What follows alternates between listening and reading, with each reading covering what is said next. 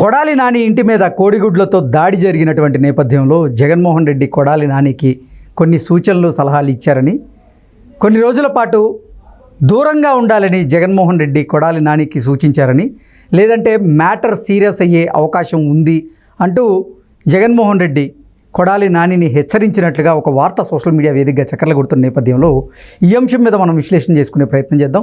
ప్రస్తుతం మనతో పాటు ఉన్నారు తెలుగుదేశం పార్టీ అధికార ప్రతినిధి సూర్యదేవర్ లత గారితో మాట్లాడదాం. లత గారు నమస్తే అండి. నమస్తే అండి. ఆంధ్రప్రదేశ్లో వైసీపీ ఘోర పరాభవాన్ని అయితే చవిచూడాల్సి వచ్చింది. తర్వాత నిన్న మాజీ మంత్రి కొడాలి నాని ఇంటి మీద కోడిగుడ్లతో కొందరు దాడి చేశారు. ఈ నేపథ్యంలోనే జగన్మోహన్ రెడ్డి కొడాలి నానికి కొన్ని సలహాలు సూచనలు ఇచ్చినట్లుగా, కొన్ని రోజులు గుడివాడకు దూరంగా ఉండాలని కొడాలి నానిని జగన్మోహన్ రెడ్డి హెచ్చరించినట్లుగా, లేదంటే మ్యాటర్ చాలా సీరియస్గా అయ్యే అవకాశం ఉంది అని జగన్మోహన్ రెడ్డి కొడాలి నానికి చెప్పినట్లుగా ఒక వార్త సోషల్ మీడియాలో చక్కర్లు కొడుతూ ఉంది. దీని మీద మీ విశ్లేషణ ఏంటి? అంటే ఇక్కడ కొడాలి నాని చేసిన దుర్మార్గాలు ఏ రకంగా ఉన్నాయంటే, అంటే మనం చూసాం గతంలో ఏ రకంగా మాట్లాడాడు అనేది. అసలు ఎమ్మెల్యే అంటే మినిస్టర్ వచ్చిన తర్వాత ఇంకా ఏ మాట్లాడని కూడా మాట్లాడాడు. ఆయన పరిపాలన గురించి ఏ రోజు మాట్లాడున్నాడు, అభివృద్ధి గురించి ఏ రోజు మాట్లాడున్నాడు. ఆయనకి ఎంతసేపు బాబు గారిని తిట్టడమే కానివ్వండి, లోకేష్ గారిని తిట్టడమే కానివ్వండి, బాలయ్య బాబు గారిని తిట్టడమే కానివ్వండి, ఇదే పని. ఇంకా కుటుంబ సభ్యుల్ని అంటే నారా నందమూరి కుటుంబ సభ్యుల్ని తిట్టడమే పనిగా. అంటే ఆయన జీతం ఇచ్చి, అంటే ఆయన ఇచ్చిన లంచం ఏంటంటే మినిస్టర్ ఇస్తాను, నువ్వు తిట్టాలి, బాబు గారిని తిట్టాలి. సో నీ పని అదే అన్నట్టు చేశాడు. అదే పని ఆయన చేసుకుంటా వచ్చాడు. దాని మూలన ప్రజల్లో విపరీతమైన వ్యతిరేకత వచ్చింది. అంటే నాట్ ఓన్లీ దట్ ఆ స్టేట్ ఒకటే కాదు, నాట్ ఓన్లీ దట్ గుడివాడ నియోజకవర్గం ఒక్కటే కాదు, కానీ మొత్తం ఏపీ మొత్తం వచ్చింది కదా. అందుమూలనే ఇప్పుడు ఏమైంది, జగన్మోహన్ రెడ్డి చేసిన అరాచకాలన్నిటికీ కూడా ఈయన కొమ్ముగాయటం అనేది జరిగింది. ఇప్పుడు ఇంకా అక్కడ ఏంటి, జగన్మోహన్ రెడ్డితో ఎవరెవరు కలిపి అరాచకాలు స్టార్ట్ చేశారు. సో ఆ రోజు ఎవరైతే మాట్లాడారు, బాబు గారు బాధపడటానికి ఎవరెవరైతే కారణం ఉన్నారు, అసెంబ్లీలో వాగిన పిచ్చుకు మాటలు పిచ్చు కూతలన్నీ కూడా ప్రజలు ఈ రోజుకి మర్చిపోలేదండి. సో గుడివాడ ప్రజలు ఎలాగో బుద్ధి చెప్పారు, కానీ మొత్తం ఆంధ్రప్రదేశ్ మొత్తానికి ఉన్న బాధ అయితే కూడా అతన్ని ఏం చేసినా తీరుతుందో కూడా తెలియదు, అంత బాధపడుతున్నారు. ఎందుకంటే అవి ఇంకా కూడా మనం సోషల్ మీడియాలో ఉంటాయి కాబట్టి అవి కనపడుతూనే ఉంటుంది. అది ఏంటో తెలుసా అండి, ఇప్పుడు వీళ్ళు ఎవరెవరైతే ఏమేమి మాట్లాడారో అనేది ఇప్పుడు బాగా సర్క్యులేట్ అవుతున్నాయి. అంటే అవి ఇప్పుడు బయట వస్తున్నాయి ఎక్కువగా. అంటే కారణం ఏంటి, ప్రజలందరూ దాన్ని గుర్తు చేసుకుంటున్నారు.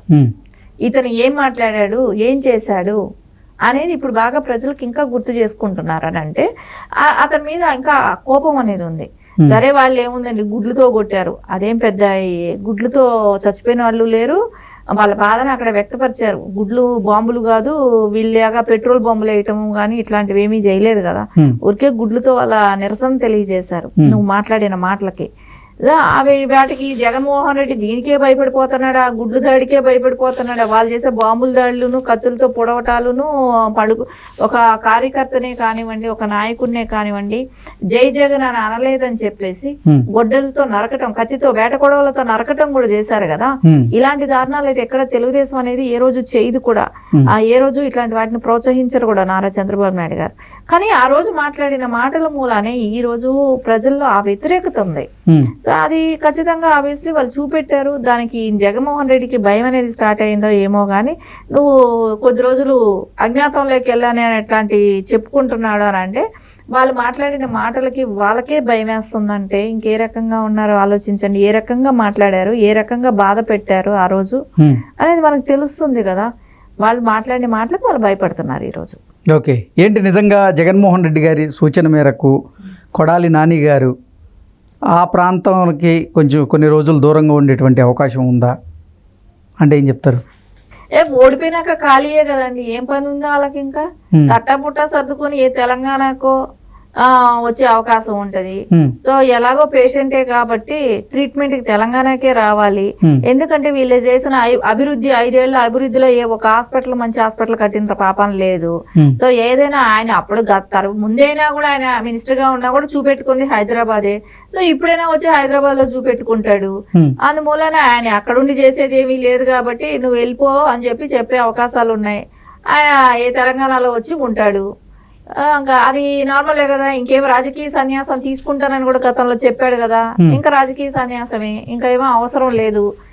ఎందుకంటే ముందే పేషెంట్, దాని తర్వాత ఇప్పుడు ప్రజల్లో తీవ్ర వ్యతిరేకత ఉంది. అంటే మీరు చెప్పినట్లుగా మూలిగే నక్క మీద తాటికాయ పడ్డట్టుగా అసలకే ఓటమితో ఆయన నిరాశ నిస్పృహలతో ఉంటే ఇప్పుడు మళ్ళీ కొంతమంది కార్యకర్తలు వెళ్ళి ఆయన ఇంటి మీద కోడిగుడ్లతో దాడి చేయడం ఆయన్ని మరింత బాధించింది అంటూ కూడా కొన్ని వార్తలు వస్తూ ఉన్నాయి.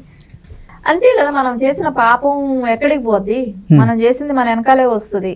సో అది తప్పదు.